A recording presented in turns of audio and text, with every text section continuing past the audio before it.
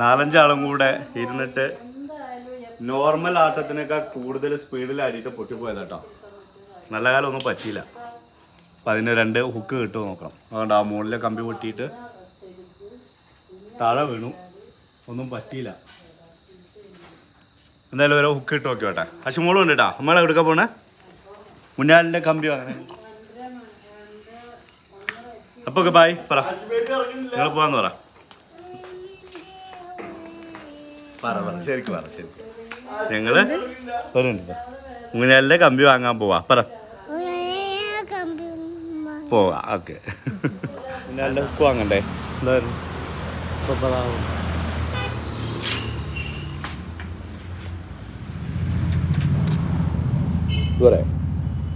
Set അല്ല ബച്ചോനെ കാക്കണി മുന്നാലും ശരിയാക്കണ്ടേ? Set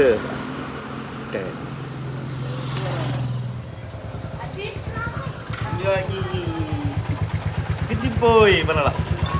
ഇതെന്താ എന്തിൻ്റെ? അതാരെ പൊട്ടിച്ച്?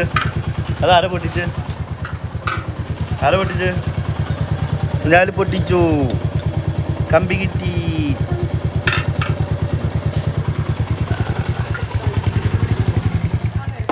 കാലെന്ന് പറയുന്നേട്ട പെണ്ണ്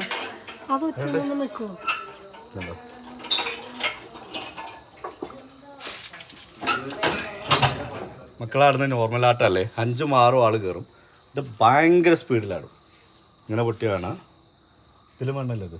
എന്താ വലിപ്പത്തിന്റെ പ്രശ്നമല്ല. ഇത് 16.